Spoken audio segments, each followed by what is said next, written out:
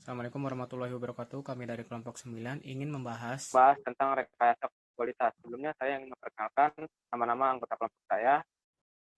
Yang pertama ada Andika Suryana, kemudian ada Fajar Setiawan, saya sendiri Hasan Budi Julian, kemudian ada Reza Zainal. Materi selanjutnya akan dibacakan oleh Reza. Silakan.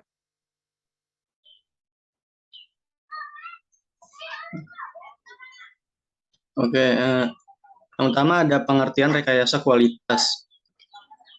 Rekayasa kualitas dapat diartikan sebagai proses pengukuran yang dilakukan selama perancangan produk atau proses. Rekayasa kualitas mencakup seluruh aktivitas pengendalian kualitas dalam setiap fase, dari penelitian dan pengembangan produk, perancangan proses produksi, dan kepuasan konsumen. Kemudian rekayasa kualitas dibedakan menjadi dua bagian. Yang pertama ada rekayasa kualitas secara offline.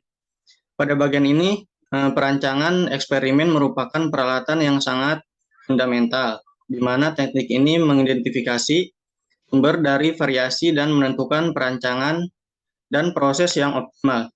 Pengendalian secara offline, quality control adalah usaha yang bertujuan mengoptimalkan desain proses dan produk. Sebagai pendukung usaha online quality control, usaha ini dilakukan baik sebelum maupun setelah proses. Kemudian yang kedua ada rekayasa kualitas secara online. Rekayasa ini merupakan suatu aktivitas untuk mengamati dan mengendalikan kualitas pada setiap proses produksi secara langsung. Aktivitas ini sangat penting dalam menjaga biaya produksi menjadi rendah dan secara langsung pula dapat meningkatkan kualitas produk. Rekayasa kualitas secara online ini juga dapat mengontrol mesin-mesin produksi sehingga dapat mencegah terjadinya kerusakan pada mesin-mesin produksi tersebut. Usaha yang tercakup dalam online quality control adalah pendiagnosaan dan penyesuaian proses, pengontrolan proses, dan inspeksi hasil proses. Kemudian ada online dan offline quality control. Beberapa metode yang dapat digunakan dalam pengendalian kualitas secara online dan offline. Rekayasa kualitas secara offline dibagi menjadi 3 tahap. Yang pertama itu ada perancangan konsep, yang kedua itu perancangan parameter, kemudian yang ketiga ada perancangan toleransi.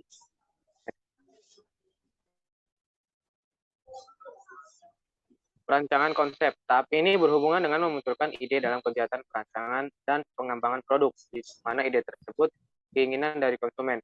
Model atau metode uang digunakan antara lain quality function deployment, yaitu menerjemahkan keinginan konsumen ke dalam istilah teknis.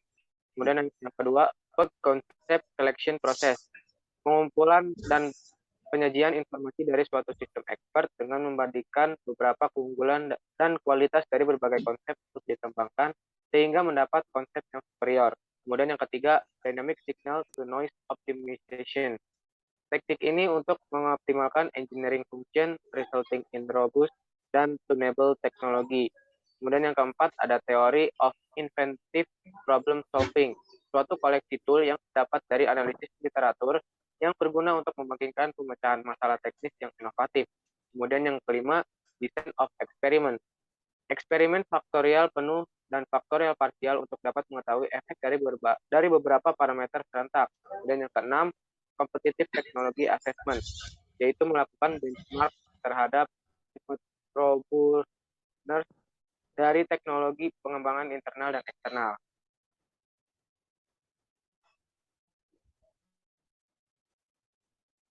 Nah, selanjutnya dibacakan oleh Andika Suryana. Silakan. Perencanaan parameter. Tahap ini berfungsi untuk mengoptimalkan level dari faktor pengendali terhadap efek yang ditimbulkan oleh faktor lain sehingga produk yang ditimbulkan dapat tangguh terhadap noise. Oleh karena itu perencanaan parameter sering disebut sebagai rebound design. Metode yang digunakan dalam tahap ini diantara lain yang pertama itu ada engineer analysis.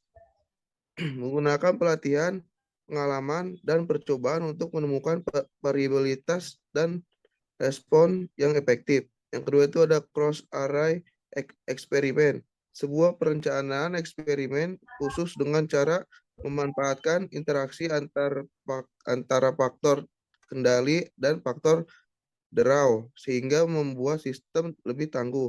Yang ketiga itu ada dynamic and static signal to noise optimization, mengoptimalkan suatu perencanaan parameter untuk mengurangi variabilitas dengan menggunakan perhitungan rasio signal to noise. Yang keempat itu ada suatu model yang tangguh untuk menggambarkan dan menggolongkan berbagai parameter yang mempengaruhi output sistem.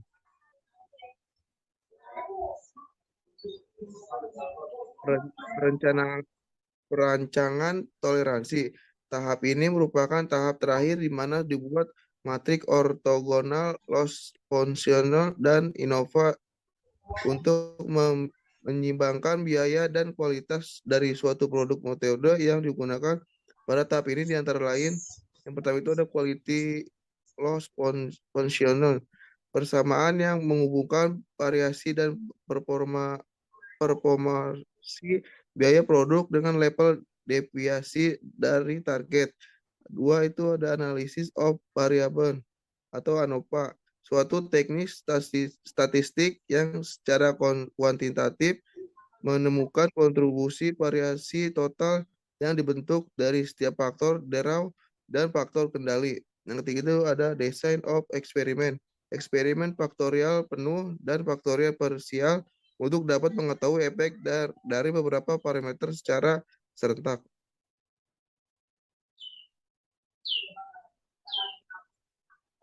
Dipersilakan kepada Fajar membacakan Selanjutnya materi. selanjutnya yaitu sedangkan untuk online quality control dikenal dengan 4 metode. Yang pertama itu statistical process control, melakukan pengamatan, pengendalian, dan pengujian pada setiap tahap proses produksi agar tidak terjadi penyimpangan yang cukup besar.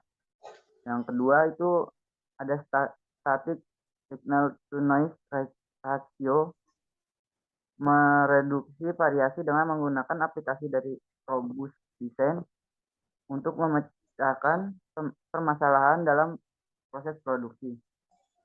Yang ketiga itu ada compensation, berbagai rencana pengendalian untuk menjaga agar proses yang terjadi sesuai dengan target. Yang keempat itu ada loss function based process control, pengurangan terhadap seluruh biaya produksi termasuk biaya per unit, biaya infeksi, dan biaya setup yang diperlukan dalam pengendalian proses serta quality loss yang diakibatkan sisa variasi pada output. Dengan adanya pengendalian kualitas secara online dan offline, diharapkan produk yang dihasilkan sesuai dengan keinginan dan harapan konsumen serta memenuhi spesifikasi yang ditetapkan oleh perusahaan.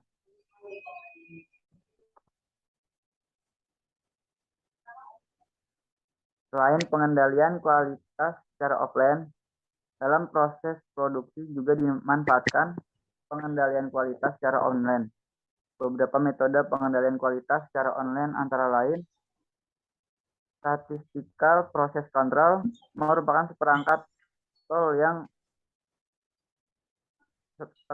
tool yang dapat digunakan untuk melakukan pengamatan, pengendalian, dan pengujian pada tiap tahap proses produksi agar tidak terjadi variasi atau penyimpangan yang cukup besar.